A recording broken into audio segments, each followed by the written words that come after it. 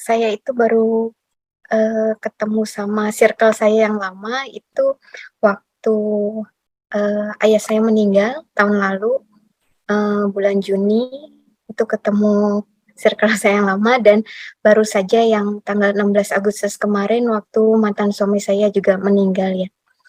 Dan di situ berapa kali kan mereka kalau ketemu ngelihat saya gitu ada beberapa yang mengatakan, "Kasihan banget," ke saya dipegang-pegang gitu, "Kasihan banget," gitu, "kamu," gitu-gitu, terus, "Duh sayang banget," kalau gitu-gitu, mereka ngomong ke saya gitu ya. Saya nggak balas sih gitu, cuma di dalam hati saya itu, saya malah bertanya balik gitu ya, sebenarnya siapa yang harus dikasihani gitu ya.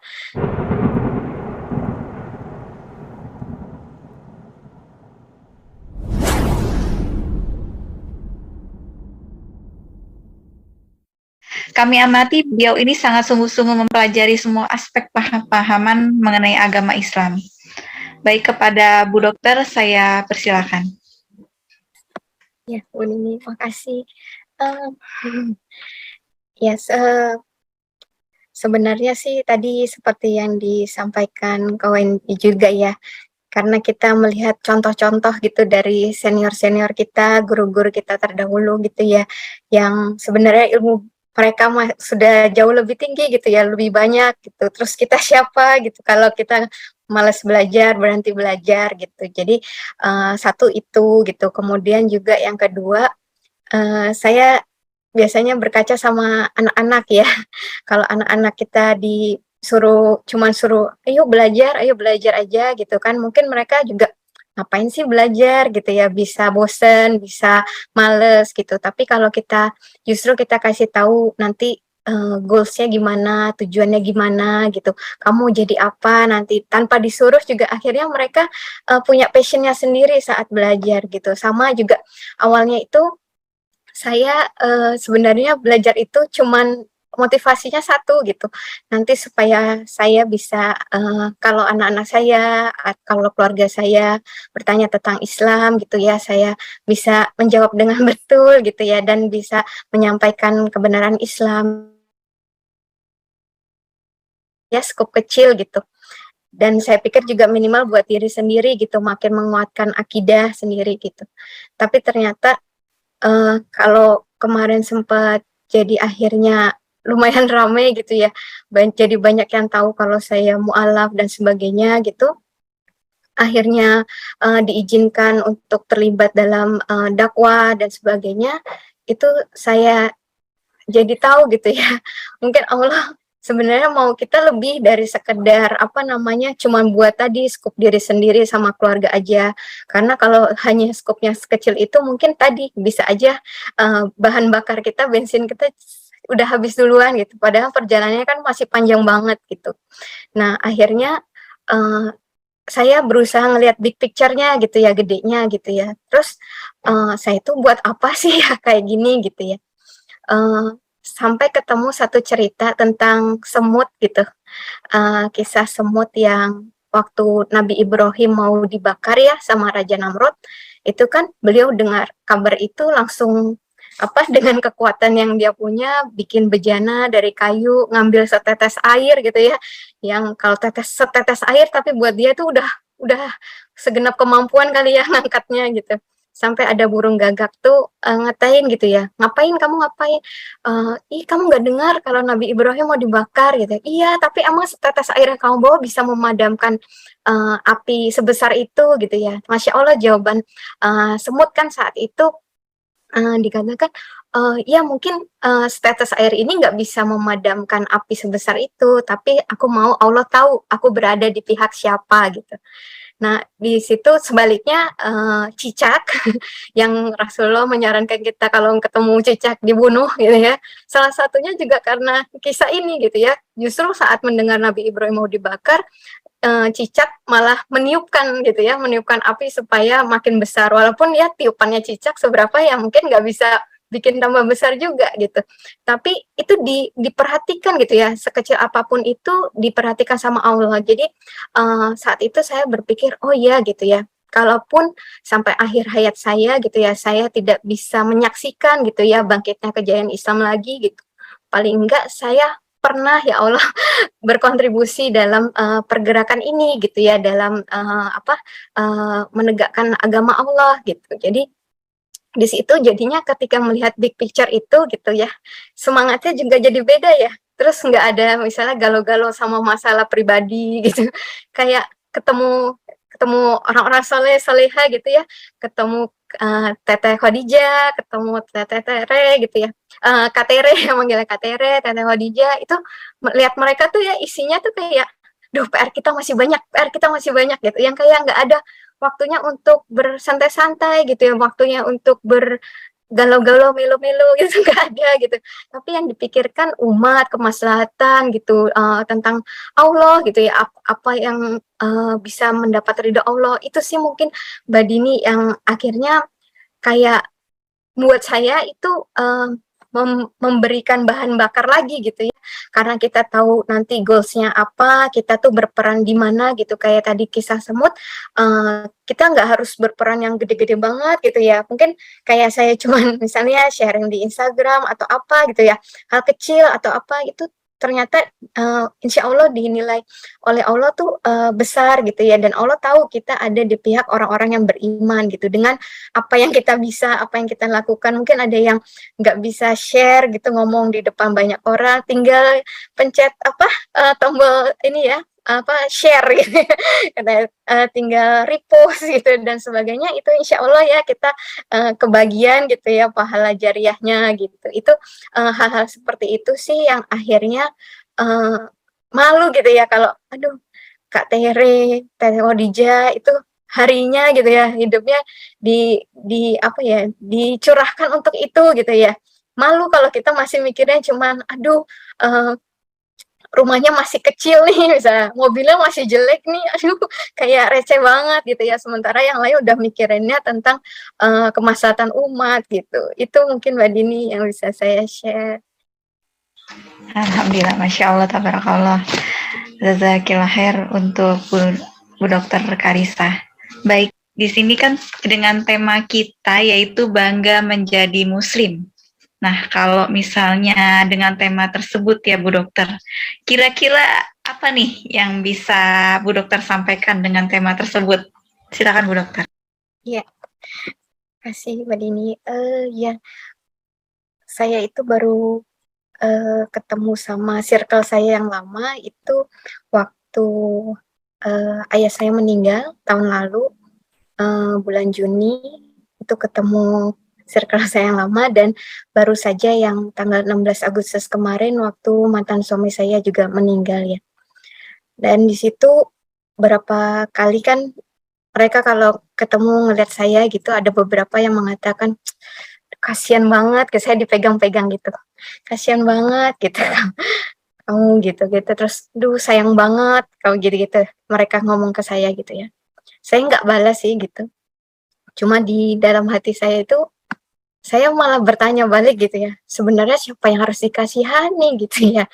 Saya rasakan itu gitu ya, kalau saya di situ di tengah-tengah itu mungkin saya minoritas gitu ya, eee, yang memakai kerudung mungkin pada memperhatikan atau mungkin membicarakan di belakang dan sebagainya, itu saya nggak taruh pusing gitu, nggak saya pikir gitu. Di situ malah saya, seringkali saya di tengah-tengah kayak keramaian itu saya justru berzikirnya, saya nangisnya itu bukan apa ya, tapi lebih kayak bersyukur gitu ya, kok dari sekian banyak ini kok Allah, izinkan saya gitu yang dapat hidayah itu, kalau yang kenal saya dulu itu sangat nggak mungkin sih gitu. Sama kayak Kak Wendy lah, mungkin saya bukan sampai taraf benci gitu, hanya apatis saja gitu, enggak lah, enggak Islam lah gitu ya. Mungkin pilihan terakhir atau apa gitu ya, enggak gitu ya rasanya. Benci enggak, tapi juga suka juga enggak gitu. Gitu mungkin, di situ ya. Jadi bangganya kenapa gitu ya, kalau anak saya juga suka tanya gitu, "Mami kenapa pindah Islam?" gitu. Saya biasanya bilang gitu ya, kan kalau, yang pertama itu yang pasti tadi bener yang kata Ko Wendy ya, Allah dulu ya. yang satu-satunya yang udah jelas gitu ya, kelihatan ya kalau kita nggak mungkin Allah tuh lebih dari satu lah, masih harus cuma ada satu gitu, dan Allah nggak bisa disamakan dengan makhluk gitu. Dan itu satu-satunya yang ditemukan hanya dalam Islam. Kedua, saya sampaikan ke anak-anak juga sih, kalau apa namanya, ini yang dibawa dari Nabi Adam sampai Nabi terakhir Rasulullah, ya ini gitu ya, bahwa tentang Allah itu nggak bisa disamakan dengan makhluk gitu. Allah itu cuma ada satu. Itu kemudian yang ketiga tadi Ko Hendy juga sampaikan juga mujizat Al-Quran itu ya, yang sampai ada kitab mana yang ada tajwidnya gitu ya, yang panjang pendeknya aja mempengaruhi artinya gitu ya. Sedemikian Allah menjaga kitab kita ini dari perubahan gitu, yang nggak bisa sembarang diintervensi gitu ya. Kadang tahun ini mungkin dianggap masuk bagian dari Al-Quran, terus misalnya suatu saat ini nggak diakui lagi gitu dan sebagainya. Itu nggak terjadi sama Al-Quran, dan banyak banget yang menghafalkan Al-Quran sampai semuanya ya, sampai titik komanya ya istilahnya gitu ya. Yang kalau sampai ada yang berusaha menyesatkan langsung, loh yang hafal kan banyak gitu ya, potensi untuk menyesatkannya itu susah gitu kan. Kemudian juga yang sering saya sampaikan gitu ya, nggak ada tuntunan di yang selama ini saya pelajari gitu ya, yang sedetail Islam gitu. Dari bangun pagi buka mata sampai tidur lagi, kita mau tanya apapun jawabannya ada gitu ya. Saya harus ngapain, saya harus gimana gitu. Dan dari lahir sampai meninggal gitu ya, semua itu kalau mau tanya apalah gitu ya, itu ada jawabannya semua gitu. Bayangannya kayak anak kalau sekolah gitu, dikasih review, dikasih apa kisi-kisi gitu sama guru ya. Itu kan kayak udah 99% nilai kita bakalan bagus gitu ya. Dan saya bilang, kenapa orang menganggap, adik saya pernah bilang, "Lo ada yang mudah kenapa milih yang susah sih, Kak?" gitu ya. Mau apa, sholat aja kan harus cuci-cuci dulu gitu-gitu ya. Terus justru saya ngerasa Islam ini justru memudahkan gitu. Udah tinggal nurut aja, semuanya udah dikasih tahu, ikutin aja gitu. Jadi yang saya rasakan itu gitu. Kenapa jadi lebih mudah, karena apa, saya nanya apa untuk orang seperti saya yang dikit-dikit mempertanyakan segala sesuatu gitu ya, ada jawabannya. Ini kalau gini gimana? Kalau ini gimana? Ada semua gitu. Tadi kau yang dibilang nggak ada celahnya gitu, apa yang mau dicari salahnya gitu ya. Lagi dengan semua keterbatasan gitu ya, biasanya baru baca beberapa ayat sebentar aja udah timbul pertanyaan. Ini saya waktu itu baca terjemahan Al-Quran sampai juz 27 tuh, dan selalu saya cerita kemana-mana, kok iya nggak nemu apa-apa ya, nggak ada nemu yang mau saya pertanyakan pun nggak ada gitu. Gitu, jadi yang saya rasakan itu sih kenapa saya bangga gitu ya, kenapa dan betul tadi di dalam Al-Quran, jadi rasanya saya tuh apa ya, memuaskan akal dan iman gitu. Iman masuk gitu, akal masuk gitu. Nggak direkayasa, nggak dibuat-buat juga, apa adanya gitu yang saya rasakan ya. Kenapa tadi sama kayak Wendy juga bahas tentang Dajjal ya, kenapa sih harusnya kita, kalau saya ya mikirnya, harusnya kan jagoan kita ya yang bunuh Dajjal gitu, gitu, Rasulullah harusnya gitu ya, kok bukan Rasulullah sih gitu ya, gitu. Saya tapi ya itu yang disampaikan Islam gitu ya, tetap apa adanya gitu, nggak diubah, nggak direkayasa atau apa gitu, tapi juga ada alasannya gitu, kenapa bukan Rasulullah gitu, untuk menyampaikan, menyelesaikan persisian yang terjadi selama ini. Sayang kalau berhentinya cuma sampai, oh yang nanti yang datang bukan Rasulullah gitu ya. Sampai waktu itu ada kakak kelas saya nanya ya, "Cak, ngapain kamu pindah ke Islam gitu ya? Istri abang loh pindah ke ikut abang gitu ya. Justru karena tahu kalau nanti yang datang di akhir zaman itu siapa gitu ya. Sayang ya kalau berhentinya sampai di situ gitu, nggak dilanjutkan dengan kita misalnya tahu, oh iya bukan Rasulullah, terus itu disampaikannya untuk apa gitu. Jadi waktu itu saya itu sih lebih ke situ. Jadi enak mempelajarinya walaupun kita yang mualaf ini baru-baru ya belajarnya sedikit-sedikit, secuil-secuil, tapi karena, apa ya, gambarannya tadi jelas, tetap gitu ya, nggak diubah-ubah, nggak ganti-ganti modif-modif, ya udah kalaupun belajar baru secuil-secuil nanti insya Allah lama-lama benang merahnya tuh dapatnya tuh cepet banget gitu, insya Allah gitu, daripada kalau misalnya sekarang begini, nanti kapan-kapan berubah lagi. Itu sih yang saya rasakan gitu, kemudahan-kemudahan itu yang, menurut saya justru membuat saya bangga gitu ya, kalau orang lihat, "Aduh kayaknya kolot banget," dulu yang mikirnya, baju tutup banget gitu ya, nggak ada sedikit pun celah kelihatan gitu ya, kayaknya emang orang naksir ya nggak mau salaman atau apa gitu ya, emang ketutup banget gitu, emang kalau kebuka dikit emang orang langsung naksir gitu. Tapi ternyata, oh iya, Masya Allah ya gitu ya, semua itu ada alasannya gitu, semua ada sebabnya dan semuanya itu baik dan benar gitu.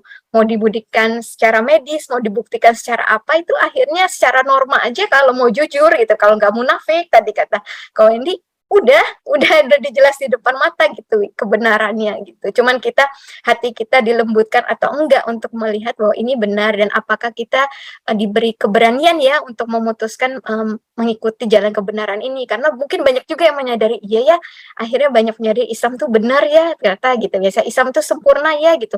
Tapi mungkin, tapi, ada hal-hal yang menghalangi gitu ya untuk akhirnya memutuskan untuk, mengikut Islam gitu. Itu mungkin Mbak Dini.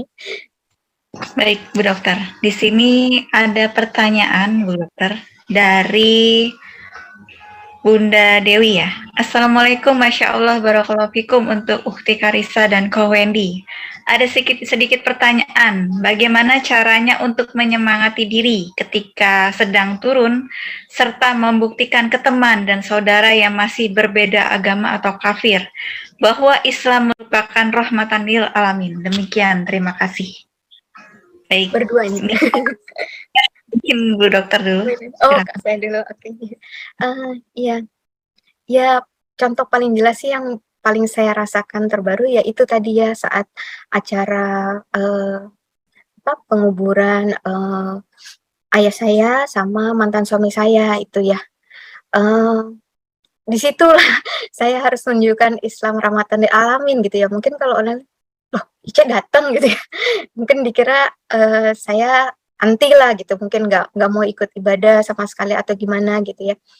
Ya memang saya mungkin nggak ikutin ibadahnya gitu, tapi saya, melakukan bagian saya, kalau bisa nyiapin makanan buat tamu atau apa gitu, itu yang, saya lakukan gitu. Tapi ya tadi, tetap kita membawa Islam ya gitu. Ketika ada azan ya saya melipir gitu ke musola gitu, di rumah duka itu kan ada musola gitu, pasti ya saya hilang di saat jam sholat gitu.